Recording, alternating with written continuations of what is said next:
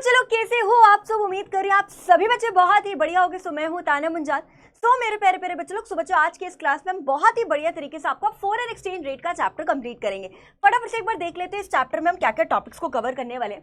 तो सबसे पहले बात करेंगे फॉरेन एक्सचेंज क्या होता है, फॉरेन एक्सचेंज रेट क्या है, फिक्स एक्सचेंज रेट क्या है, फ्लेक्सिबल एक्सचेंज रेट क्या है, इंपैक्ट्स की बात करेंगे, एप्रिसिएशन क्या है, डिप्रिसिएशन ऑफ डोमेस्टिक करेंसी का टॉपिक करेंगे, components of demand and supply का टॉपिक काफी ज्यादा इंपॉर्टेंट रहता है, एमसीक्यू के पॉइंट ऑफ व्यू से काफी ज्यादा इंपॉर्टेंट रहता है वाला टॉपिक। उसके बाद मैनेज फ्लोटिंग भी काफी ज्यादा इंपॉर्टेंट रहता है, इसको अच्छे से करेंगे।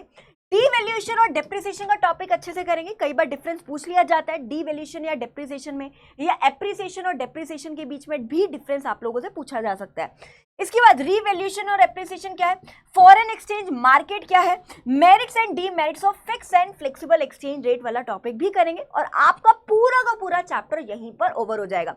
तो वो बच्चे हैं जिन्होंने अभी तक कुछ नहीं पढ़ा है ना, या उनको एक क्विक रिवीजन की रिक्वायरमेंट है, तो बच्चे आप मेरी इस क्लास को या फिर आप मेरी कोई भी बोर्ड बूस्टर वाली क्लास को डेफिनेटली रिकमेंड कर सकते हो। ठीक है, चलिए आइए। सो फटाफट से एक बार देख लेते हैं व्हाट इज फॉरेन एक्सचेंज। ठीक है, फॉरेन एक्सचेंज का मतलब होता है फॉरेन करेंसी, यानी हमारे भारत की करेंसी के अलावा, यानी रुपीस के अलावा जितनी भी अदर कंट्री की करेंसीज होती है, जैसे कि डॉलर हो गया, पाउंड हो गया, उसको हम बोलते हैं फॉरेन एक्सचेंज, या फिर उसको फॉरेन करेंसी भी बोला जाता है ना, विदेशी करेंसी, राइट है ना। तो यानी डोमेस्टिक करेंसी के अलावा जितनी भी बाहर की अदर करेंसीज है, जैसे कि डॉलर वगैरह हो गया, इसी को हम लोग क्या बोलते हैं, फॉरेन एक्सचेंज बोलते हैं। क्या बोलते हैं, फॉरेन एक्सचेंज, है ना। The currency of any country other than domestic currency.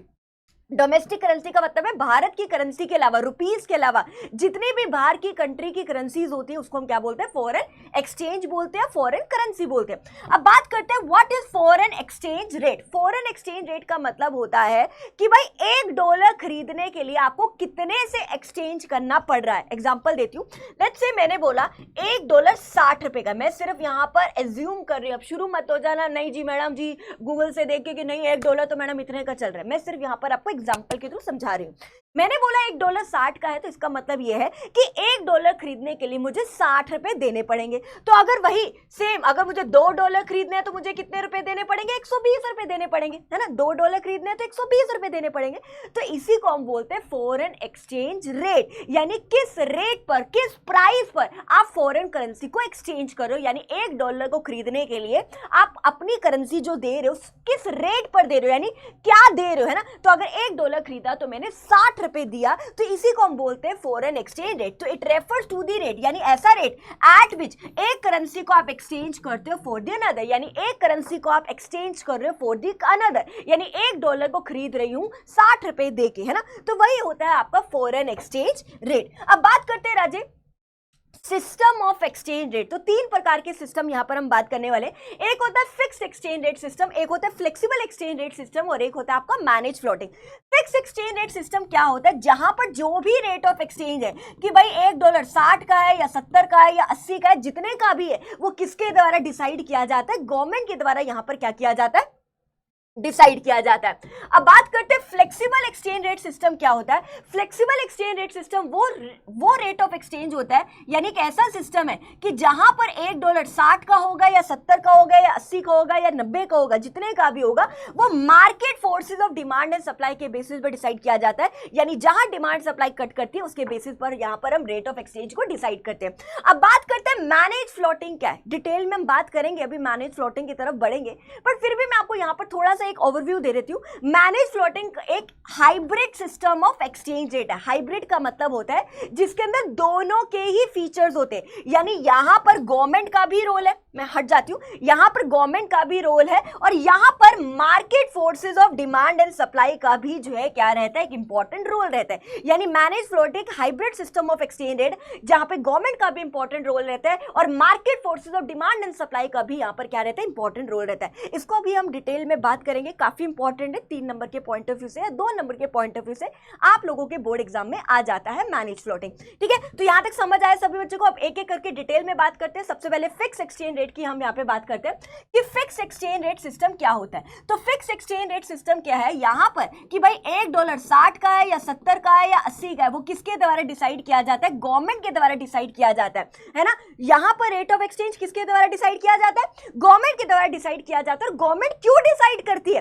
ताकि देश में क्या आए? स्टेबिलिटी आए। याद रखना, ताकि जो है देश में क्या एक स्टेबिलिटी है, यानी जो भी फॉरेन ट्रेड हो रहा है ना, जो भी करेंसी के अंदर जो भी लेन देन हो रहा है उसके अंदर एक स्टेबिलिटी है। स्टेबिलिटी का मतलब है ना ही बहुत ज्यादा एक्सेस डिमांड रहे और ना ही बहुत ज्यादा डेफिसिट डिमांड रहे, एक स्टेबिलिटी मेंटेन की जा सके। तो याद रखना मेन ऑब्जेक्टिव क्या रहता है? पहले जो है फिक्स एक्सचेंज रेट सिस्टम होता था, जब गवर्नमेंट डिसाइड करती थी, मेन ऑब्जेक्टिव यही रहता था ताकि स्टेबिलिटी लाई जा सके, यानी ना एक्सेस डिमांड हो ना ही डेफिसिट डिमांड हो।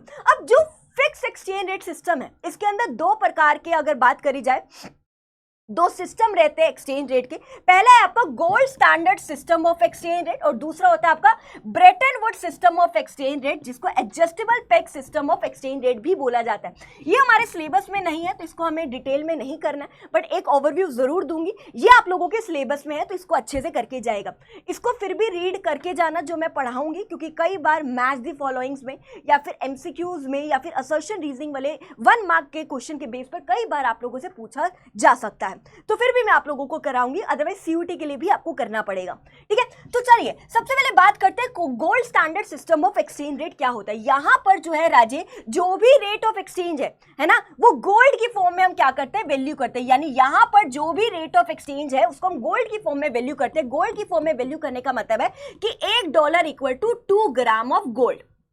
इस तरीके से किया जाता है कि भाई $1 खरीदने के लिए आपको 2 ग्राम ऑफ गोल्ड से एक्सचेंज करना पड़ेगा। तो अगर मुझे $2 खरीदने हैं तो मुझे 4 ग्राम ऑफ गोल्ड से क्या करना पड़ेगा? एक्सचेंज करना पड़ेगा। तो यानी यहां पर जो भी रेट ऑफ एक्सचेंज है उसको हम गोल्ड की फॉर्म में क्या करते हैं? वैल्यू करते हैं। और किसके द्वारा डिसाइड किया जाता है? डेफिनेटली गवर्नमेंट के द्वारा यहां पर क्या किया जाता है? डिसाइड किया जाता है। अब बात करते हैं Brayton Wood system of exchange rate क्या है, या फिर जिसको हम adjustable peg system of exchange rate भी बोलते हैं। यहां पर क्या बोला जाता है कि जो भी रेट ऑफ एक्सचेंज है जो गवर्नमेंट डिसाइड करती है, क्या उसके अंदर हम कोई एडजस्टमेंट कर सकते हैं? यस, करी जा सकती है, but only after taking permission from IMF। यानी IMF से परमिशन लेने के बाद ही हम जो है रेट ऑफ एक्सचेंज के अंदर यहां पर एडजस्टमेंट करी जा सकती है, अदरवाइज नहीं करी जा सकती। जो गवर्नमेंट ने डिसाइड कर दिया वो पत्थर की लकीर है, उसमें कोई भी चेंजेस नहीं लाए जा सकते। लेकिन एडजस्टमेंट सिर्फ तभी करी जा सकती है अगर हमें IMF से क्या मिल जाए? परमिशन मिल जाए, है ना। तो इट कैन बी एडजस्टेड, है ना, only after taking permission from the IMF, international monetary fund. Am I clear सभी बच्चों को? यहां तक क्लियर है? अब आगे बात करते हैं राजे, ध्यान से देखिए। नेक्स्ट है आपका फ्लेक्सिबल एक्सचेंज रेट सिस्टम क्या है, और इसके बहुत सारे अदर नेम्स है, प्लीज इसको अच्छे से करके जाइएगा। इसी को हम पार रेट ऑफ एक्सचेंज बोलते हैं, इसी को हम फ्री एक्सचेंज रेट बोलते हैं, इसी को खाली फ्लोटिंग एक्सचेंज रेट बोला जाता है। याद रखना, अगर पूछा जाए मैनेज फ्लोटिंग एक्सचेंज रेट क्या है, वो अलग है। फ्लोटिंग एक्सचेंज रेट का मतलब ही फ्लेक्सिबल एक्सचेंज रेट होता है। प्लीज ध्यान देखना, एक होता है मैनेज फ्लोटिंग, एक है खाली फ्लोटिंग। समझ आए? बच्चे कंफ्यूज हो जाते हैं, कई बार फ्लोटिंग एक्सचेंज रेट को बच्चे मैनेज फ्लोटिंग समझ लेते हैं और फिर गलत कर देते हैं। ठीक है, तो याद रखना फ्लोटिंग एक्सचेंज रेट जो है एक आपका फ्लेक्सिबल एक्सचेंज रेट सिस्टम को ही बोला जाता है, और इसी को हम इक्विलिब्रियम रेट ऑफ एक्सचेंज भी बोलते हैं। ये फ्लेक्सिबल एक्सचेंज रेट सिस्टम होता क्या है? यहाँ पर जो भी रेट ऑफ एक्सचेंज है कि भाई $1 60 का है या $1 70 का है या $1 80 का है, वो किसके द्वारा डिसाइड किया जाता है? On the basis of market forces of demand and supply के बेसिस पर। What is market forces of demand and supply? यानी जहां पर मेरी डिमांड और सप्लाई कट करेगी उसके हिसाब से हम रेट ऑफ एक्सचेंज को यहाँ पे डिसाइड कर लेंगे कि भाई $1 मेरा 60 का है या $1 मेरा 70 का है या $1 मेरा 80 का है। ये होता है आपका फ्लेक्सिबल एक्सचेंज रेट सिस्टम। यहाँ तक क्लियर है? अब यहाँ पर जो मुझे आपको 2 बातें यहाँ पर बतानी है, ध्यान से देखिए। अगर मान लो रेट ऑफ एक्सचेंज आपका बढ़ गया, मान लो पहले 60 था अब 70 हो गया, है ना, रेट ऑफ एक्सचेंज बढ़ गया मतलब प्राइस बढ़ गया। कोई भी चीज महंगी होगी तो आपको पता है ना, कोई भी चीज महंगी होगी तो लोग उसकी डिमांड कम करेंगे, बट उसकी सप्लाई क्या हो जाती है, बढ़ जाती है। हमें पता है ना, कोई भी चीज महंगी होगी तो लोग कम खरीदेंगे because of law of demand, और कोई भी चीज का प्राइस बढ़ता है तो उसकी सप्लाई बढ़ जाती है because of law of supply. Because law of supply क्या बोलता है, that there is a positive relation होता है between price and quantity supplied, है ना। तो प्राइस बढ़ रहा है तो सप्लाई यहाँ पे बढ़ रही है। तो अगर आप देख रहे हो जैसे ही प्राइस बढ़ रहा है, रेट ऑफ एक्सचेंज बढ़ रहा है, 60 की जगह 70 हो रहा है, तो लोगों की डिमांड कम है, सप्लाई ज्यादा है, यानी सप्लाई ज्यादा है, तो इसलिए हम इसको क्या बोल देते हैं, एक्सेस सप्लाई की सिचुएशन यहां पर रहती है। क्या सिचुएशन रहती है, एक्सेस सप्लाई की सिचुएशन रहती है। लेकिन अगर यहां पर आपका रेट ऑफ एक्सचेंज कम हो जाता है, मान लो $1 50 का हो गया, है ना, 60 की जगह मान लो 50 का हो गया, तो ऑब्वियसली अगर कोई भी चीज सस्ती होती है तो लोगों की डिमांड यहां पर ज्यादा रहती है, लेकिन सप्लाई यहां पर क्या हो जाती है, कम हो जाती है। मानते हो कि नहीं मानते हो, कोई भी चीज अगर सस्ती होगी तो लोगों की डिमांड ज्यादा होगी, लेकिन पीछे से उसकी सप्लाई कम हो जाएगी। ऑब्वियसली बात है, कोई चीज सस्ती होगी तो लोग ज्यादा खरीदेंगे, बट सप्लाई उसकी क्या हो जाती है, कम। तो यहाँ पे डिमांड ज्यादा है, डिमांड ज्यादा है, तो इसलिए हम इसको क्या बोलते हैं, एक्सेस डिमांड की सिचुएशन बोलते हैं। क्या बोलते हैं, एक्सेस डिमांड की सिचुएशन यहाँ पर हम लोग बोलते हैं। एम आई क्लियर सभी बच्चों को। सो ये यहाँ पर मैंने आप लोगों को करवाने की कोशिश करी। अब कुछ इंपैक्ट्स हम यहाँ पे बात करने वाले of increase and decrease in demand and supply. इस टॉपिक को करने से पहले मैं आपको एप्रिसिएशन और डेप्रिसिएशन होता क्या है, दोनों में डिफरेंस क्या है, ये टॉपिक कराऊंगी, फिर मैं यहाँ पर फटाफट से आपको यहाँ पर आ जाऊंगी। चलिए सबसे पहले बात करते हैं राजे, what is appreciation of domestic currency. Appreciation of domestic currency, domestic currency का मतलब होता है भारत की करेंसी, यानी रुपीज की यहाँ पर हम लोग बात कर रहे हैं, है ना। डोमेस्टिक मतलब भारत की करेंसी। एप्रिसिएशन का मतलब होता है बढ़ जाना, राइज हो जाना, यानी हमारे भारत की करेंसी की वैल्यू का बढ़ जाना, एप्रिशिएट हो जाना, राइज हो जाना। अगर एग्जांपल से समझाऊं तो पहले $1 60 का था, अब वही $1 हो गया 50 का। अब बच्चों के दिमाग में आएगा, मैम यहाँ पे तो कम लग रही है वैल्यू। बेटा यहाँ पे डॉलर की वैल्यू कम हो रही है, बट हमारे देश की करेंसी की वैल्यू यहाँ पर क्या हो रही है, एप्रिशिएट हो रही है, यानी राइज हो रही है इंटरनेशनल मार्केट के अंदर। और डॉलर की वैल्यू यहाँ पर क्या हो रही है, कम हो रही है, यानी यहाँ पर फॉरेन एक्सचेंज रेट क्या हो रहा है, कम हो रहा है, यानी less rupees are required to buy $1। पहले $1 को खरीदने के लिए 60 रुपए देने पड़ रहे थे, अब वही $1 को खरीदने के लिए आपको 50 रुपए देने पड़ रहे हैं, यानी less rupees are required to buy $1, है ना। तो ये होता है आपका एप्रिसिएशन ऑफ डोमेस्टिक करेंसी, यानी हमारे देश की करेंसी की वैल्यू का एप्रिशिएट हो जाना, बढ़ जाना, इंटरनेशनल मार्केट में जो है इसका बढ़ जाना, यानी फॉरेन एक्सचेंज रेट यहां पर क्या हो रहा है, फॉल हो रहा है, यानी less rupees are required to buy $1। Am I clear. और मैंने आपको एग्जांपल्स यहां पर समझा दिया।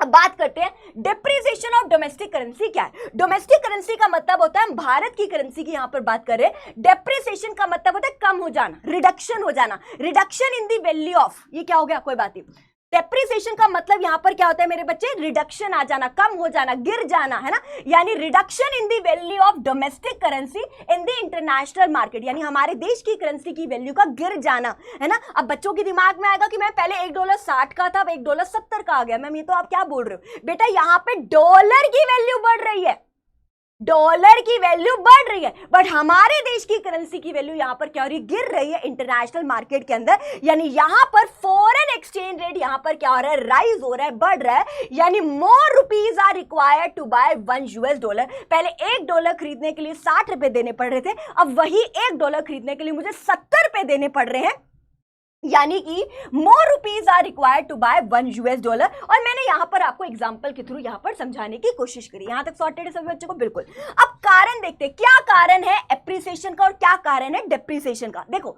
अब आप खुद देखो, यहां पर रेट ऑफ एक्सचेंज क्या हो रहा है, कम हो रहा है। अब आप खुद सोचो, कोई भी चीज का प्राइस कब कम होगा, कोई भी चीज सस्ती कब होगी, जब उसकी डिमांड क्या हो, कम हो, और सप्लाई क्या हो, ज्यादा हो, तभी वो होगा, है ना। कोई भी चीज सस्ती तभी होगी जब लोग खरीद नहीं रहे और पीछे से उसकी सप्लाई क्या हो, ज्यादा।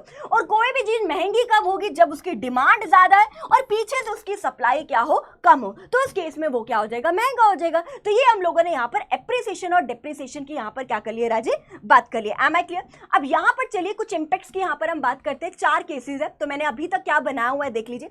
हमें पता है फ्लेक्सिबल एक्सचेंज रेट सिस्टम क्या है? जहां पे डिमांड और सप्लाई के बेसिस पर रेट ऑफ एक्सचेंज को डिसाइड किया जाता है। तो वही क्या हुआ, डिमांड सप्लाई जहां कट कर रही है उसके बेसिस पे हम लोगों ने अभी तक रेट ऑफ एक्सचेंज को निकाला हुआ है। अब 4 केसेस है, फटाफट से मैं आपको 4 केसेस करा देती हूँ। सबसे पहला केस है इंक्रीज इन डिमांड, यानी यहां पर जो है डिमांड क्या हो रही है, बढ़ रही है, डिमांड यहां पर बढ़ रही है। तो ये आपका क्या हो गया, न्यू इक्विलिब्रियम पॉइंट, ये आपका new equilibrium rate of exchange and ये आपका न्यू इक्विलिब्रियम क्वांटिटी। तो अगर आप देख पा रहे हो 3 इंपैक्ट्स हम लोग यहां से देख पा रहे हैं। एक तो आपका इक्विलिब्रियम चेंज हो गया, दूसरा आपका जो रेट ऑफ एक्सचेंज है वो यहां पर क्या हो गया, OR से OR1 यानी कि बढ़ रहा है, और जो आपकी इक्विलिब्रियम क्वांटिटी है वो भी यहां पर क्या हो रही है, बढ़ रही है ना, OQ से OQ1 जो कि यहां पर बढ़ रही है। और ये कौन सी सिचुएशन है, ये एप्रिसिएशन की सिचुएशन है, डेप्रिसिएशन की सिचुएशन है, मुझे फटाफट से बताइए। $1 मान लो पहले 50 का था, वही $1 60 का हुआ। $1 मान लो पहले 50 का था, अब वही $1 क्या हो गया, 60 रुपए का हो गया। तो हमारे लिए तो नुकसान है, हमारे लिए नुकसान है ना। डॉलर की वैल्यू बढ़ रही है बट हमारे देश की करेंसी की वैल्यू यहां पर क्या हो रही है, गिर रही है, हमारे लिए वो महंगा हो रहा है ना। तो यानी हमारे लिए नुकसान है, यानी ये कौन सी सिचुएशन है, डेप्रिसिएशन ऑफ डोमेस्टिक करेंसी की है क्या सिचुएशन है। यहां तक सॉर्टेड है, बिल्कुल सॉर्टेड है। चलिए दूसरा डिक्रीज इन डिमांड का केस करते हैं। This is your decrease in demand. तो यहां पर मैंने डिमांड को क्या कर दिया, कट कर दिया। ये आपका न्यू इक्विलिब्रियम पॉइंट हो गया, है ना, ये आपका new equilibrium rate of exchange, ये आपकी न्यू इक्विलिब्रियम क्वांटिटी। तो क्या इंपैक्ट देखने को मिल रहा है, एक तो E से E1 इक्विलिब्रियम चेंज हो गया, दूसरा आपका जो रेट ऑफ एक्सचेंज है वो OR से OR1 जो कि कम हो रहा है, और जो आपकी इक्विलिब्रियम क्वांटिटी है वो भी OQ से OQ1 जो कि क्या हो रही है, कम हो रही है। अब ये मुझे बताइए एप्रिसिएशन है, डेप्रिसिएशन है। मान लो पहले वो 60 का था, आज वो 50 का हो गया, यानी यहां पर पहले वो $1 60 का था, अब वही $1 क्या हो गया, 50 का हो गया। यानी हमारे लिए फायदा हो गया, क्योंकि डॉलर की वैल्यू यहां पर गिर रही है, मतलब हमारे देश की करेंसी की वैल्यू यहां पर क्या हो रही है, बढ़ रही है, यानी हमारे लिए फायदा हो गया, हमें सस्ता हो गया, है ना। पहले वही $1 खरीदने के लिए 60 देने पड़ते हैं, वही $1 खरीदने के लिए 50 रुपए देने पड़ रहे हैं। तो हमारे लिए फायदा है, फायदा है, यानी ये एप्रिसिएशन ऑफ डोमेस्टिक करेंसी की ये क्या है, सिचुएशन है। अब आगे चलते हैं, फटाफट से देखिए इंक्रीज इन सप्लाई की बात करते हैं। तो ये आपके लिए इंक्रीज इन सप्लाई का केस है कि सप्लाई यहां पे बढ़ रही है, ये आपका न्यू इक्विलिब्रियम पॉइंट है, ये आपका new equilibrium rate of exchange है, और ये आपकी न्यू इक्विलिब्रियम क्वांटिटी है। तो अगर आप देख पा रहे हो रेट ऑफ एक्सचेंज यहां पर कम हो रहा है, लेकिन इक्विलिब्रियम क्वांटिटी यहां पर क्या हो रही है, बढ़ रही है। तो 3 इंपैक्ट्स फटाफट से मुझे बताइए। इक्विलिब्रियम E से E1, रेट ऑफ एक्सचेंज आपका OR से OR1 जो कि क्या हो रहा है, कम हो रहा है, और इक्विलिब्रियम क्वांटिटी आपकी OQ से OQ1 जो कि यहां पर क्या हो रही है, बढ़ रही है। तो फटाफट से देखिए, पहले मान लो 60 का था, 50 का हो गया, तो ये भी कौन सी सिचुएशन है, एप्रिसिएशन की सिचुएशन है। अब यहां पे फटाफट से देखिए लास्ट क्या है आपका, decrease in supply. Decrease in supply मतलब पीछे की तरफ हम लोग ले जाते हैं, डिक्रीज इन सप्लाई। कहां पे कट कर रहे हैं, यहां पे कट कर रहे हैं, ये आपका न्यू इक्विलिब्रियम पॉइंट, ये आपका new equilibrium rate of exchange, ये आपकी न्यू इक्विलिब्रियम क्वांटिटी, ठीक है। अब देखो यही हो रहा है, तो इक्विलिब्रियम पहले चेंज हो गया E से E1, rate of exchange OR से OR1 जो कि क्या हो रहा है, बढ़ रहा है। दूसरा इक्विलिब्रियम क्वांटिटी OQ से OQ1 जो कि यहां पर क्या हो रही है, कम हो रही है। सिंपल सी बात है, यही 3 केसेस आप फटाफट से यहां पर देख पा रहे हो। मुझे यहां पर बताइए एप्रिसिएशन है, डेप्रिसिएशन है, यानी पहले $1 था 60 रुपए का, वही $1 की वैल्यू कितनी होगी, 70 रुपए होगी, यानी यहां पर डॉलर की वैल्यू बढ़ रही है, हमारे देश की करेंसी की वैल्यू यहां पर क्या हो रही है, कम हो रही है। यानी पहले $1 खरीदने के लिए 60 रुपए देना पड़ता, वही $1 खरीदने के लिए 70 रुपए देना पड़ रहा है, मेरे लिए नुकसान है, और नुकसान है, यानी ये कौन सी सिचुएशन है, डेप्रिसिएशन ऑफ डोमेस्टिक करेंसी की ये क्या है, सिचुएशन है। एम आई क्लियर सभी बच्चों को? तो यही मैंने यहां पर आपको समझाने की कोशिश करी है। अब आगे बात करते हैं कि कब कब हम जो है फॉरेन करेंसी की डिमांड करते हैं, है ना, फॉरेन करेंसी की हम कब कब जो है डिमांड करते हैं, कब कब हम खरीदते हैं फॉरेन करेंसी को, ठीक है। तो सबसे पहले रीपेमेंट ऑफ इंटरनेशनल लोन। अगर मान लो मैंने बाहर के देश से लोन लिया, तो अब लोन मुझे चुकाना है, अब वहां पे गांधी जी तो चलता नहीं है, तो अब मुझे फॉरेन करेंसी में ही चुकाना पड़ेगा, तो इसलिए मैं यहां पर फॉरेन करेंसी की क्या करती हूँ, डिमांड करती हूँ। नेक्स्ट है फॉरेन इन्वेस्टमेंट। अगर मुझे बाहर के देश में पैसा इन्वेस्ट करना है, तो वहां पे गांधी जी तो चलता नहीं कि मैं गांधी जी में पैसा इन्वेस्ट कर दूं, है ना, रुपीज में पैसा इन्वेस्ट कर दूं, वहां पे तो फॉरेन करेंसी चलती है, तो इसलिए मुझे फॉरेन करेंसी में ही इन्वेस्ट करना पड़ेगा। तो यानी यहां पर भी मैं फॉरेन करेंसी की क्या कर रही हूँ, डिमांड कर रही हूं। नेक्स्ट है इंपोर्ट्स। इंपोर्ट्स का मतलब है मैंने बाहर के देश से कोई सामान खरीदा है, अब सामान खरीद रही हूं तो पैसा जाएगा, अब पैसा जाएगा लेकिन वहां गांधी जी नहीं चलता, तो फॉरेन करेंसी में ही मुझे पे करना पड़ेगा, तो यहां पर भी मैं फॉरेन करेंसी की क्या करूंगी, डिमांड करूंगी। नेक्स्ट है डायरेक्ट परचेजेस अब्रॉड, यानी मैं बाहर के देश से कुछ खरीद रही हूं सामान, तो खरीद रही हूं तो पैसा जाएगा, यानी फॉरेन करेंसी जाएगी, यानी यहां पर भी मैं फॉरेन करेंसी की क्या कर रही हूं, डिमांड कर रही हूं। नेक्स्ट है ग्रांट्स और डोनेशंस, अगर मुझे बाहर के देश में कुछ भी पैसा डोनेट करना है तो वहां गांधी जी नहीं चलता है ना, तो वहां मुझे फॉरेन करेंसी में ही डोनेट करना पड़ेगा, तो यहां पर भी मैं फॉरेन करेंसी की क्या कर रही हूं, डिमांड कर रही हूं। नेक्स्ट है payment of factor income, payment of factor income का मतलब क्या, ध्यान से देखिए कि अगर मैंने बाहर के देश से कोई फैक्टर सर्विसेज ली है, लैंड, लेबर, कैपिटल, एंटरप्रेन्योर, यानी अगर मैंने बाहर के देश से कोई भी फैक्टर सर्विसेज ली है तो भाई मुझे पैसा देना पड़ेगा, है ना, तो मुझे पेमेंट करनी पड़ेगी, वह गांधी जी नहीं चलता, फॉरेन करेंसी में पे करना पड़ेगा, तो यहां पर भी मैं फॉरेन करेंसी की क्या करूंगी, डिमांड करूंगी। नेक्स्ट है स्पेक्यूलेटिव ट्रेडिंग, स्पेक्यूलेटिव ट्रेडिंग का मतलब होता है सट्टा लगाना, लेकिन ये जो सट्टा है वो लीगल है, इलीगल नहीं होता। बहुत सारे लोग क्या करते हैं, सस्ते में खरीदते हैं और महंगे में बेचते हैं, यानी कि मान लो लेट्स से $1.60 का था तो लोगों ने फटाफट से खरीदना शुरू कर दिया, जैसे $1.80 का हुआ तो लोगों ने इसको बेचना शुरू कर दिया और 20 का क्या कमा लिया, प्रॉफिट कमा लिया, $1 से 20 का उन्होंने क्या कमा लिया, प्रॉफिट। तो बहुत सारे लोग ऐसा करते हैं कि जैसे अगर मान लो सस्ता हो जाता है तो लोग फटाफट से उसकी डिमांड करना शुरू करते हैं, फटाफट से उसको खरीदना शुरू करते हैं। क्यों खरीदते हैं, अपने बटुए में रखने के लिए नहीं खरीदते डॉलरों को, इसलिए खरीदते हैं कि जैसे रेट बढ़ेगा बेच देंगे और पैसा कमा लेंगे, ट्रेड करेंगे, ठीक है। तो बहुत सारे लोग इस वजह से फॉरेन करेंसी की डिमांड करते हैं। अब बात करते हैं सोर्सेज ऑफ फॉरेन एक्सचेंज, मतलब हमारे देश में फॉरेन करेंसी की कब सप्लाई होती है, कब हमारे देश में फॉरेन करेंसी की सप्लाई होती है, यानी हमारे देश में कब फॉरेन करेंसी आती है। तो भाई देख लेते हैं, सबसे पहले एक्सपोर्ट, एक्सपोर्ट का मतलब है मान लो मैंने बाहर के देश में सामान बेचा तो पैसा आ रहा है मतलब फॉरेन करेंसी आ रही है। नेक्स्ट है investment from rest of the world, यानी बाहर के लोग हमारे देश में पैसा इन्वेस्ट कर रहे हैं, यानी देश में पैसा आ रहा है यानी फॉरेन करेंसी आ रही है, तो फॉरेन करेंसी की सप्लाई हो रही है। नेक्स्ट है direct purchases by rest of the world, यानी बाहर के लोग हमसे सामान खरीद रहे हैं, तो खरीद रहे हैं तो पैसा आ रहा है मतलब फॉरेन करेंसी आ रही है, फॉरेन करेंसी आने का मतलब फॉरेन करेंसी की सप्लाई हो रही है। Next loan from rest of the world, यानी हम बाहर के देश से लोन ले रहे तो पैसा आ रहा है, यानी फॉरेन करेंसी आ रही है और फॉरेन करेंसी की सप्लाई हो रही है। Next grants and donation from rest of the world, यानी बाहर के लोग हमारे देश में पैसा डोनेट कर रहे हैं तो पैसा आ रहा है, फॉरेन करेंसी आ रही है, यानी फॉरेन करेंसी की सप्लाई हो रही है। Next factor income receipts, factor income receipts का मतलब ये है कि मान लो हम लोगों ने फैक्टर सर्विसेज दी है तो फैक्टर इनकम आ रही है, यानी फैक्टर इनकम फ्रॉम अब्रॉड हो रहा है, तो देश में पैसा आ रहा है मतलब फॉरेन करेंसी की सप्लाई हो रही है। Next remittance bye non resident, remittance का मतलब है पैसा, जो पैसा कौन भिजवा रहा है, एक नॉन रेजिडेंट मतलब एनआरआई के द्वारा पैसा हमारे देश में आ रहा है। यानी अगर मैं एग्जांपल से समझाऊं, मान लो राज्य इंडिया है, मान लो राज्य ये कनाडा है, पहले क्या था, मैं अपने पूरे परिवार के साथ भारत में रहती थी, अब क्या हुआ, मैंने जो है वीजा लगवाया कनाडा का, तो मैं अब कनाडा में शिफ्ट होगी, अब मैं कनाडा में नौकरी कर रही हूँ, कनाडा की मुझे पीआर मिल गई है ना, तो अब मेरी पूरी फैमिली तो अभी भी भारत में रहती है बट मेरे को कनाडा की पीआर मिल गई, यानी मैं कनाडा की परमानेंट रेजिडेंट होगी अब, और मैं अब इंडिया के लिए क्या हूँ, एनआरआई हूँ, यानी नॉन रेजिडेंट ऑफ इंडिया हूँ। बट अभी मेरे माँ बाप बुजुर्ग हो गए तो मैं क्या कर रही हूँ, हर महीने अपने माँ बाप को पैसा भिजवा रही हूँ, हर महीने अपने माँ बाप को पैसा भिजवा रही हूँ, तो यानी देश में पैसा आ रहा है ना, फॉरेन करेंसी आ रही है, एक नॉन रेजिडेंट के द्वारा पैसा भेजा जा रहा है, तो यही है आपका रेमिटेंस बाय नॉन रेजिडेंट।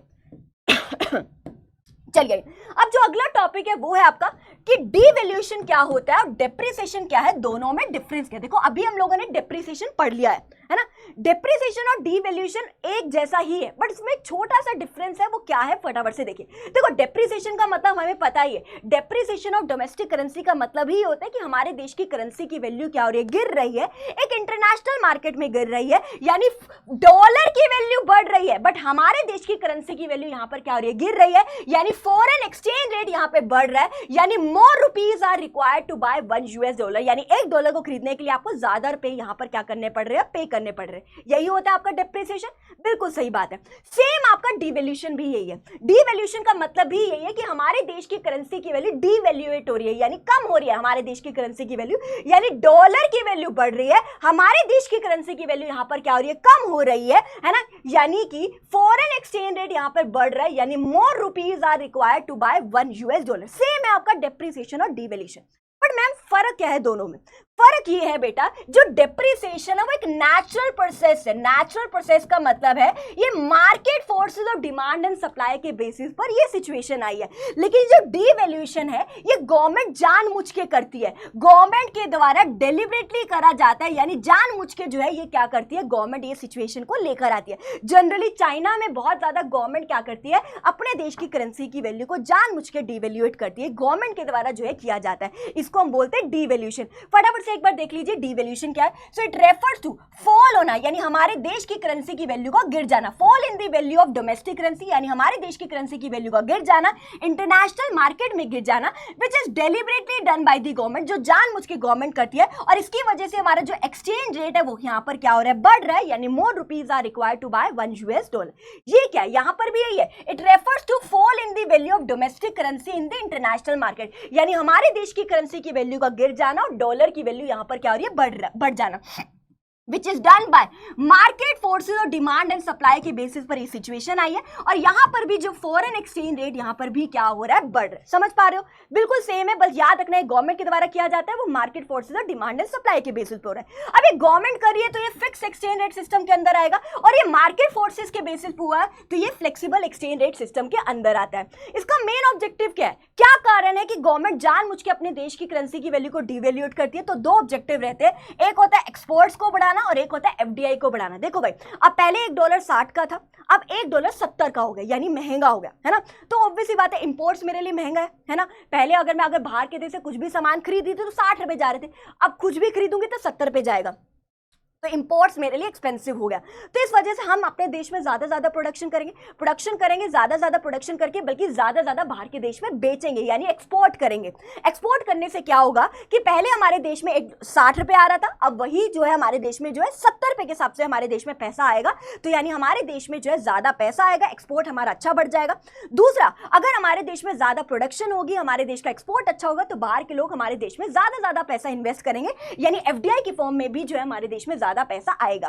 तो ये वाली हमने यहां पर बात करी। तो दो मेन ऑब्जेक्टिव होते हैं, एक्सपोर्ट को बढ़ाना और दूसरा एफडीआई को बढ़ाना। सेम ऑब्जेक्टिव यहां पर भी रहता है, बट एक नेचुरल प्रोसेस है, अपने आप हुआ है, यहां पर जानबूझ के गवर्नमेंट ने कुछ भी नहीं किया है। एम आई क्लियर सभी बच्चों को?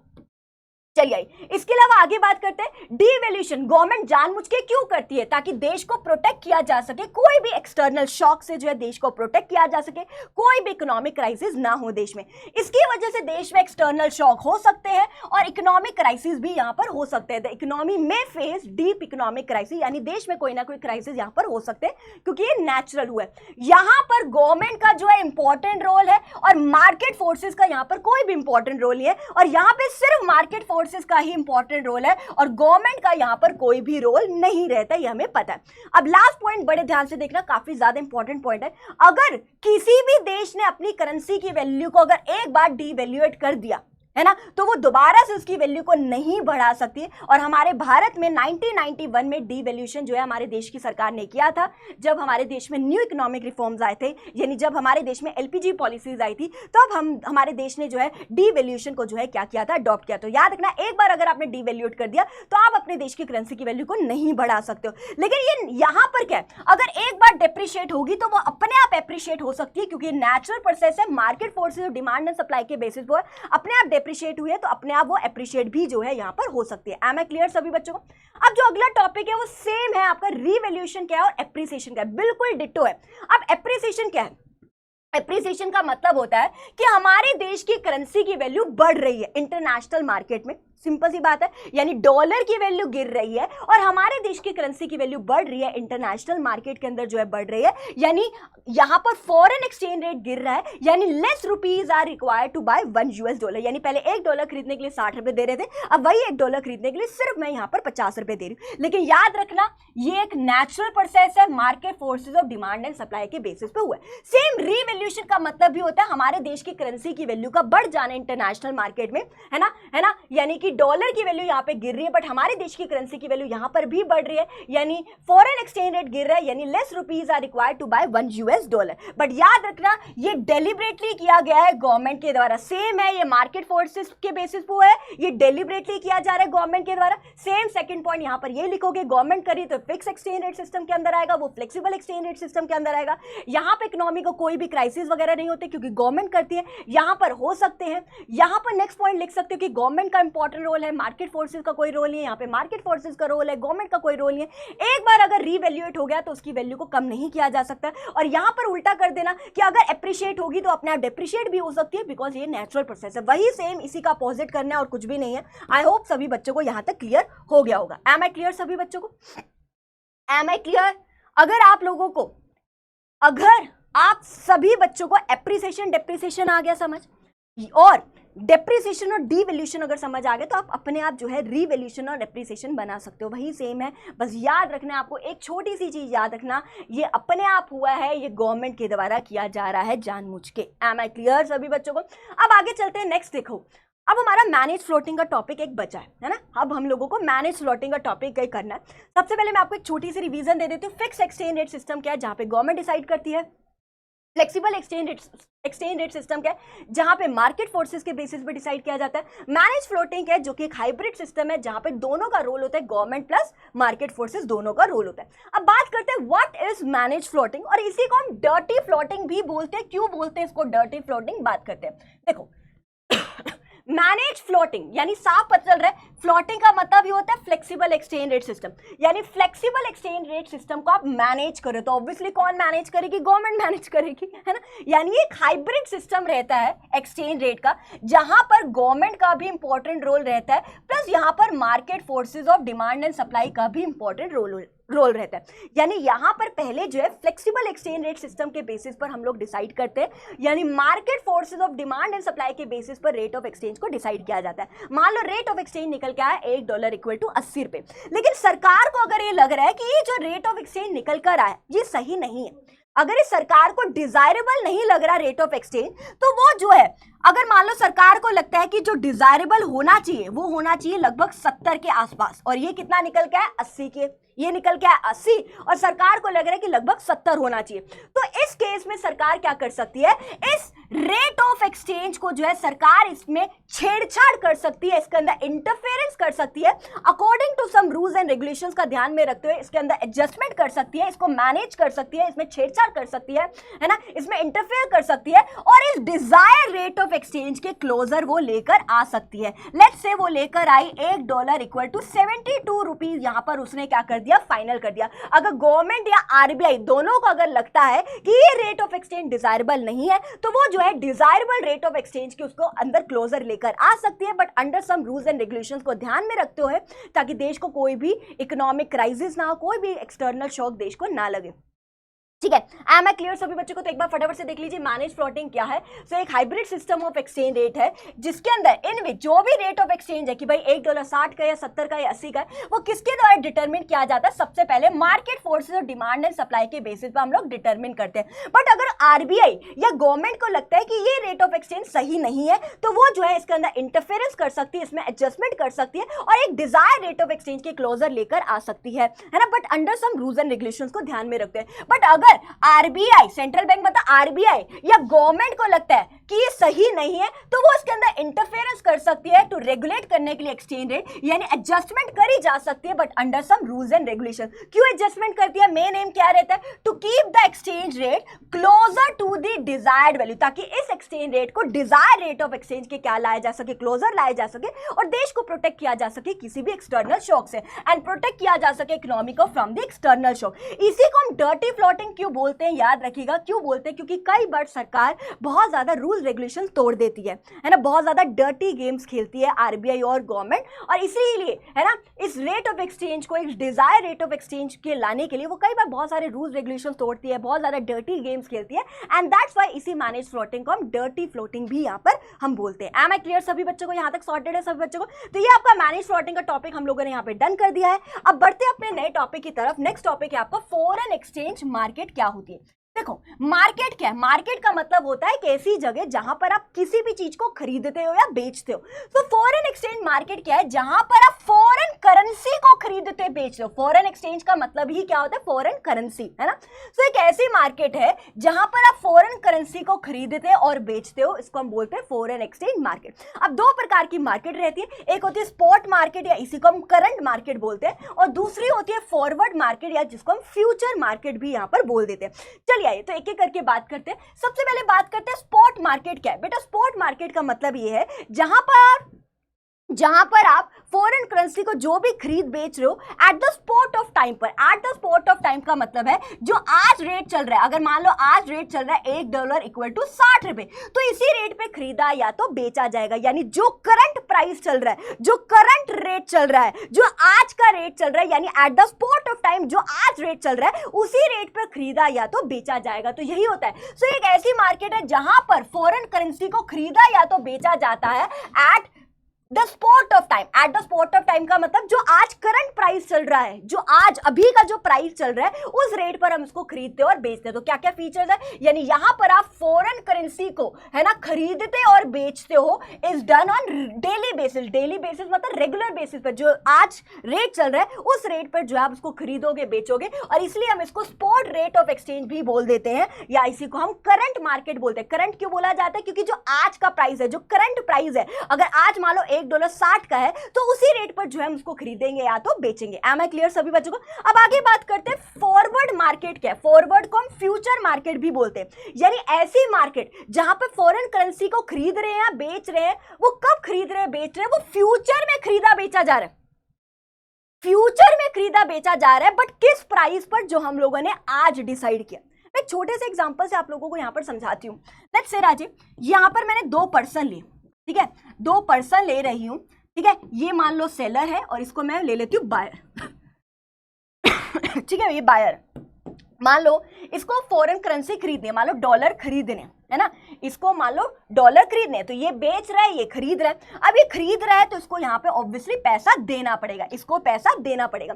बट बायर बोलता है कि भाई आज मेरे पास पैसा नहीं है देने को, तो देखो मैं आज तो तेरे से नहीं खरीद पाऊंगी, तो एक काम करता है, मैं एक डेट डिसाइड कर लेते फ्यूचर में, मेरे पास फ्यूचर में एक पैसा आने वाला है, तो एक काम करते हैं महीने की आखिरी तारीख में मैं तेरे से खरीद लूंगी, ठीक है, तू मुझे बेच दियो, मैं तेरे से खरीद लूंगी। महीने की आखिरी तारीख मान लो लेट्स से मैं तेरे से 28 फेब को, मैं तेरे से मान लो 28 फेब को, ठीक है, मैं तेरे से मान लो 28 फेब को जो है खरीद लूंगी, ठीक है। महीने की आखिरी तारीख उसने बोल दिया, लेट्स से कुछ भी ले लो डेट, जनरली मैंने ले लिया 25 फेब ले लो, चलो कुछ मर्जी ले लो, ठीक है। मैंने बोला कि भाई एक काम करते हैं, मैं तेरे से ना 28 फेब को जो है खरीदूंगी, ठीक है।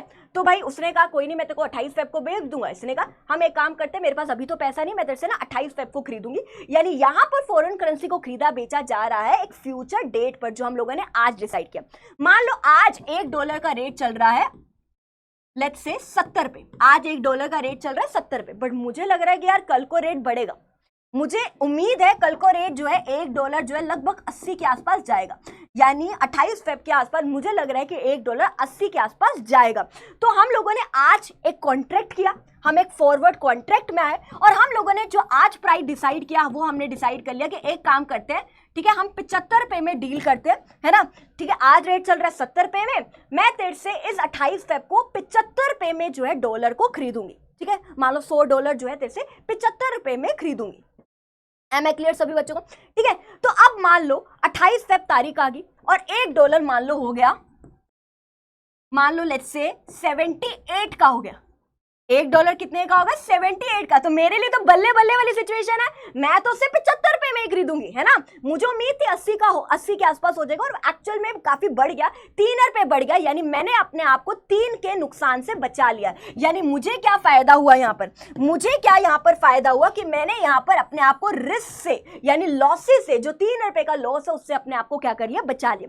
दूसरा यहाँ पर क्या फायदा हुआ, मैं फटाफट से 75 में खरीदूंगी और साथ के साथ उसको 78 में बेच भी दूंगी और 3 रुपए का गेन भी हो जाएगा मुझे, है ना। यानी 3 रुपए का मैं स्पेक्युलेटिव गेन भी कर लूंगी, यानी 75 में खरीद के 78 में साथ के साथ बेच भी दूंगी और 3 रुपए का फायदा भी उठा लूंगी, यानी गेन भी उठा लूंगी, यानी 3 के नुकसान से भी बच गई प्लस 3 रुपए का फायदा भी उठा लिया साथ के साथ बेच के। तो ये होता है फॉरवर्ड मार्केट, यानी ऐसी मार्केट है जहां पर आप फॉरेन करेंसी को जो भी खरीदा और बेचा जा रहा है ना, वो एक स्पेसिफाइड फ्यूचर डेट में आप खरीद बेच रहे हो, बट किस प्राइस पर, जो आपने आज डिसाइड किया, बट एट दैट रेट, यानी इस रेट पर विच इज एग्रीड या डिसाइडेड टुडे, जो आपने आज रेट डिसाइड किया उस रेट पर आप खरीद और बेच रहे हो। बहुत सारे लोग फॉरवर्ड कॉन्ट्रैक्ट में आते हैं, वो एक कॉन्ट्रैक्ट में आ जाते हैं कि भाई खरीदेंगे बेचेंगे फ्यूचर में, और आज ही उसका जो है प्राइस क्या कर लेते हैं, डिसाइड कर लेते हैं। अब यहां पर उसको 3 रुपए का क्या हो गया, फायदा हो गया, क्योंकि वो तो 75 में खरीदेगा, तो उसको 3 रुपए का यहां पर क्या हो गया, वो अपने आप को लॉसेस से बचा लिया, प्लस स्पेक्युलेटिव गेन भी हुआ। कैसे स्पेक्युलेटिव गेन हुआ, क्योंकि 75 में खरीद के साथ 78 में बेच देगा, 3 रुपए का गेन भी उठा लेगा। तो यही होता है आपका, यहां पर मैंने ये भी आपको फायदा भी बता दिया। तो एक बार फीचर्स पढ़ लेते हैं। So it does not deal with spot transaction, यानी डेली बेसिस पर यहां पर ट्रांजैक्शंस नहीं होती, जो भी खरीदा बेचा जाता है वो फ्यूचर में खरीदा जाता है ना। एक फ्यूचर है, एक स्पेसिफाइड फ्यूचर डेट पर हम खरीदते और बेचते हैं, फ्यूचर रिलेटेड ट्रांजैक्शन यहां पर होती है, तो आपको पता ही है। एम आई क्लियर सभी बच्चों को। तो ये हमारा टॉपिक यहां पर डन हो चुका है। अब फटाफट से 2 मिनट लगाते हैं और मेरिट्स और डीमेरिट्स की बात करते हैं, fixed and flexible exchange rate की। भाई फ्लेक्सिबल एक्सचेंज रेट सिस्टम के क्या फायदे नुकसान है और फिक्स्ड एक्सचेंज रेट सिस्टम के क्या फायदे और नुकसान है। तो सबसे पहले हम फ्लेक्सिबल एक्सचेंज रेट के फायदे की बात करते हैं। देखो फ्लेक्सिबल एक्सचेंज रेट सिस्टम क्या है, जहां पर जो भी रेट ऑफ एक्सचेंज है वो डिमांड एंड सप्लाई के बेसिस पर डिसाइड किया जा रहा है कि भाई $1.60 का है या $1.70 का है या $1.80 का है, जो भी रेट ऑफ एक्सचेंज है वो market forces of demand and supply के बेसिस पर हम लोग डिसाइड कर रहे हैं। तो यहाँ पर हमें कोई भी गोल्ड रिजर्व की यहाँ पर रिक्वायरमेंट नहीं होती, जो कि फिक्स्ड एक्सचेंज रेट सिस्टम में होती थी। क्यों? क्योंकि उसके अंदर एक मेथड क्या रहता था, gold standard system of exchange rate, जहां पर जो भी रेट ऑफ एक्सचेंज है उसको हम गोल्ड की फॉर्म में वैल्यू करते थे, बट यहां पर गोल्ड का हमें कोई भी रिजर्व रखने की रिक्वायरमेंट नहीं होती है। Next, international mobility of liquidity, यानी यहां पर जो इंटरनेशनल ट्रेड है, यानी डिफरेंट कंट्री के साथ जो है हम जो भी ट्रेड करना वो आसान रहता है। क्यों? क्योंकि यहां पर हम मनी की फॉर्म में ट्रेड करते हैं, यानी $1.60 का है तो डॉलर खरीदा 60 रुपए दे दिया, $1 अगर 80 रुपए का भी है तो $1 खरीदा 80 रुपए दे दिया। तो यहाँ पर हम मनी की फॉर्म में जो है ट्रेडिंग करते हैं, जो कि बहुत आसान है ना। जो कि फिक्स एक्सचेंज रेट सिस्टम में तो गोल्ड की फॉर्म में भी करना पड़ता था, जो कि बहुत मुश्किल रहता था गोल्ड की फॉर्म में एक्सचेंज करना, कि $1 equal to 2 gram of gold या $2 equal to 4 gram of gold. तो गोल्ड की फॉर्म में एक्सचेंज करना काफी ज्यादा मुश्किल रहता है, but flexible exchange rate system में यहाँ पर जो भी हम ट्रेड कर रहे हैं वो मनी की फॉर्म में कर रहे हैं, जो कि बहुत ही ज्यादा क्या रहता है, आसान रहता है, ईजी रहता है ट्रेड करना। नेक्स्ट है प्रमोट करता है वेंचर कैपिटल, काफी इंपॉर्टेंट है venture capital word. Venture capital का मतलब ये होता है कि यहाँ पर आप जो भी फॉरेन करेंसी को खरीद रहे हो वो सिर्फ प्रॉफिट कमाने के लिए फॉरेन करेंसी को खरीदो।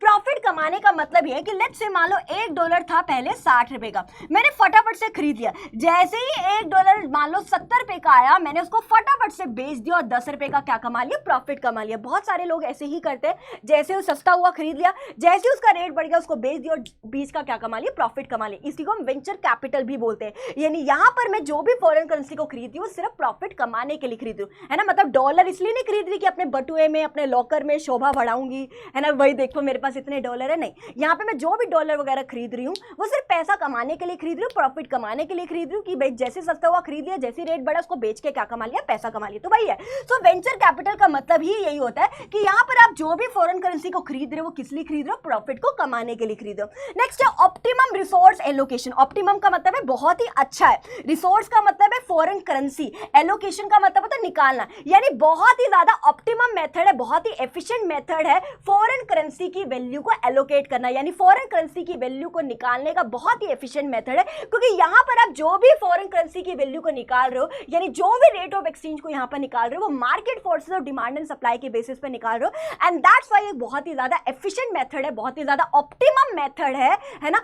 फॉरेन करेंसी की वैल्यू को डिटरमिन करने का। तो यही लिखा हुआ है, बहुत ही ज्यादा एफिशिएंट एक्सचेंज रेट सिस्टम है, क्योंकि यहां पर फॉरेन करेंसी को आप डिटरमिन करते हो on the basis of market forces और डिमांड एंड सप्लाई के बेसिस पर।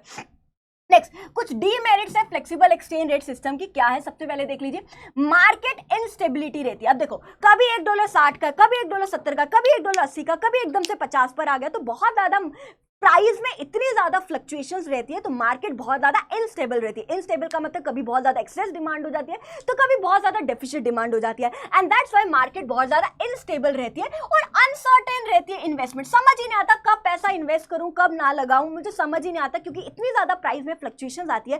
कभी एकदम से $1.60 का हो जाता है, कभी एकदम से 80 पे आ गया, कभी एकदम से 50 पर आ गया, तो इतनी ज्यादा प्राइस में फ्लक्चुएशंस आती है कि समझ ही नहीं आता एक आम इंसान को कि भाई मैं कब इन्वेस्ट करूं, है ना, कब लगाऊं पैसा, है ना, कब इन्वेस्टमेंट करूं। अब देखो, मार्केट बहुत ज्यादा इनस्टेबल है, कभी एकदम से एक्सेस डिमांड रहती है, कभी एकदम से डेफिसिट डिमांड हो जाती है, तो इसी वजह से जो मॉनेटरी पॉलिसीज है वो भी जो है, आरबीआई की जो पॉलिसीज है वो भी बहुत ज्यादा अनस्टेबल रहती है। आरबीआई को नहीं समझ आते कब वो सीआरआर, एसएलआर, एलआरआर इन सबको बढ़ाए, कब इसको कम करे, क्योंकि एकदम से कभी एक्सेस डिमांड रहती है, कभी एकदम से डेफिसिट डिमांड रहती है, तो इसी वजह से जो है आरबीआई को भी समझ नहीं आता कि कब वो सीआरआर, एसएलआर इन सबको बढ़ाए, कब उनको कम करे, तो उनकी पॉलिसीज भी अनस्टेबल रहती है। और फिस्कल पॉलिसीज भी बहुत ज्यादा अनस्टेबल। फिस्कल पॉलिसी मतलब जो गवर्नमेंट की पॉलिसीज होती है ना, जो गवर्नमेंट के खर्चे और गवर्नमेंट के रेवेन्यू से रिलेटेड होती है ना, तो वो भी बहुत ज्यादा अनस्टेबल रहती है। गवर्नमेंट को नहीं समझ आती कि कब गवर्नमेंट अपने खर्चे को बढ़ाए, कब कम करे, कब टैक्स को बढ़ाए, कब कम करे, कब पब्लिक बोरिंग्स बढ़ाए, कब कम करे, कब कब आरबीआई से बोरिंग्स बढ़ाए, कब कम करे, गवर्नमेंट को भी नहीं समझ आता, क्योंकि इतनी ज्यादा फ्लक्चुएशंस आ रही है प्राइसेस में,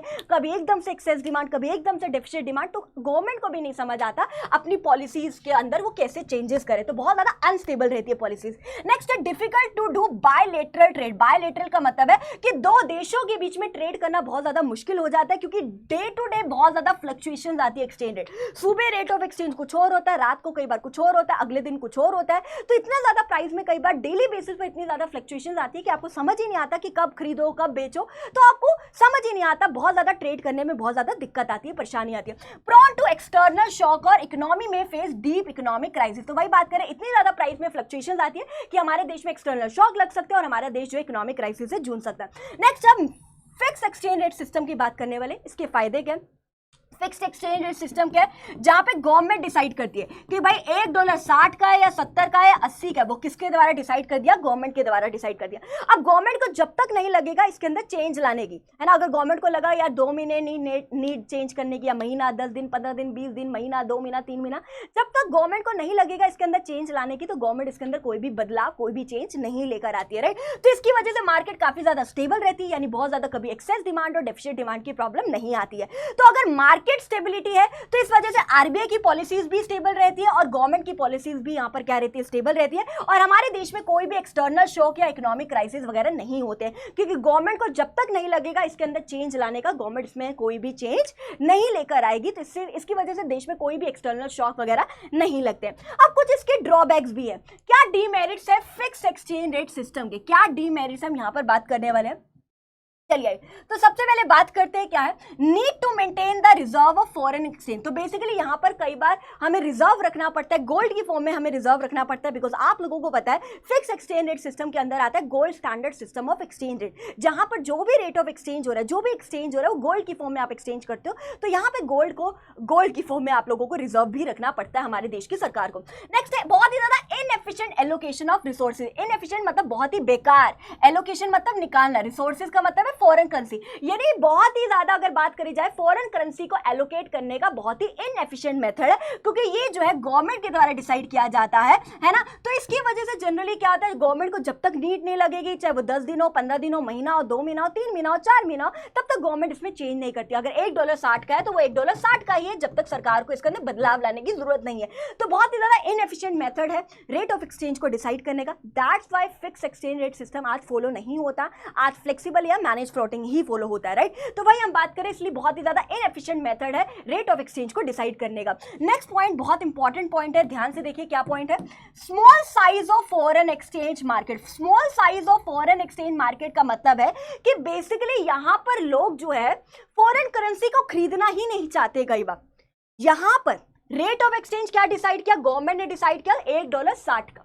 अब गवर्नमेंट को नीड नहीं लग रही, चाहे वो महीना हो, 2 महीना हो, 3 महीना, 4 महीना हो, 5 महीना, जब तक सरकार को इसके अंदर बदलाव लाने की जरूरत नहीं लग रही, सरकार इसके अंदर बदलाव नहीं लाएगी, तो लोग इसके अंदर ट्रेडिंग ही नहीं करते। लोग सोचते हैं $1.60 का ही, तो वो 60 का ही है, तो क्या बेच के क्या मुनाफा कमाए, कोई फायदा ही नहीं हो रहा, तो उसको एज अ ट्रेडिंग कमोडिटी ही नहीं ले पा रहे इस फॉरेन करेंसी को, है ना। तो इसी वजह से लोग उसको खरीदना पसंद नहीं करते। सिर्फ वही लोग जो थोड़ा बहुत खरीद लेते हैं, जिनको डॉलर रखने का शौक है कि भाई देखो मेरे बटुए में, मेरे पर्स में, मेरे घर में, मेरी तिजोरी में इतने डॉलर पड़े हुए हैं, तो कितना ही आप डॉलर खरीद लोगे जब आपको फायदा ही नहीं हो रहा। फायदा तो तब है ना कि भाई $1.60 का है, जैसे उसका रेट मान लो 70 रुपए का हुआ, मैंने क्या कर दिया, फटाफट से बेच दिया, 10 रुपए का प्रॉफिट कमा लिया। तो ये एज अ ट्रेडिंग कमोडिटी होना चाहिए, जो कि फ्लेक्सिबल एक्सचेंज रेट सिस्टम है। लेकिन यहाँ पे तो नहीं है, क्योंकि जब तक गवर्नमेंट को नीड नहीं लगेगी इसके अंदर चेंज लाने की, गवर्नमेंट तो चेंज लाएगी नहीं। तो इस वजह से लोगों को लगता है खरीद के करूं भी क्या, जब मुझे फायदा ही नहीं हो रहा, जब मैं बेच के इससे कुछ फायदा ही नहीं हो रहा, तो मुझे खरीदने का क्या फायदा है। इसलिए लोग खरीदना ही नहीं चाह रहे, और खरीदना नहीं चाह रहे तो इसी वजह से हमारे देश की जीडीपी इफेक्ट होती है, हमारे देश में ग्रोथ नहीं आती है। तो वही लिखा हुआ एक बार देख लीजिए, When the rate of exchange is fixed, यहां पे रेट ऑफ एक्सचेंज क्या कर दिया, फिक्स कर दिया गवर्नमेंट ने कि $1 कितने का, 60 का है। तो फॉरेन एक्सचेंज यानी जो भी फॉरेन करेंसी है does not emerge as a trading commodity. तो इसको एज अ ट्रेडिंग कमोडिटी लोग नहीं लेते, क्योंकि ट्रेडिंग करने का मतलब होता है सस्ते में खरीदना, महंगे में बेचना और प्रॉफिट कमाना। तो यहां पर तो कुछ हो ही नहीं रहा, प्राइस में बदलाव नहीं आ रहा, 60 का है, 60 का ही है, तो मुझे कुछ फायदा नहीं हो रहा, तो लोग इसको ट्रेडिंग कमोडिटी नहीं लेते। सो अकॉर्डिंगली जो size of foreign exchange market है वो जनरली स्मॉल रहता है। स्मॉल रहने का मतलब है बहुत ही कम लोग जो है फिर इसको खरीदना पसंद करेंगे। फिर वही लोग खरीदते हैं जिनको अपनी तिजोरी में, अपने पर्स में रखने का शौक है। बहुत लोग नहीं खरीदना चाहेंगे, ऑब्वियसली नहीं खरीदना चाहेंगे, मुझे जब फायदा ही नहीं हो रहा उसको खरीद के, तो मैं क्यों खरीदूंगा, राइट। तो वही बात करें, so this act as a hurdle in the economic growth, जिसकी वजह से हमारी इकोनॉमी में ग्रोथ में एक हर्डल आती है, एक रुकावट आती है। तो वही हम लोगों ने यहाँ पर कुछ डीमेरिट्स की भी बात कर लिया है। यहीं पर आप लोगों का चैप्टर ओवर होता है। आई होप आपको चैप्टर बहुत अच्छे से क्लियर हो गया होगा। मैंने आपको कम समय में बहुत कुछ समझाने की कोशिश करी है। आई होप आपको आज की क्लास में बहुत मजा आएगा। सो मिलते हैं आपसे जल्द नेक्स्ट क्लास में, तब तक के लिए take care, bye bye, enjoy all, love you all, bye bye.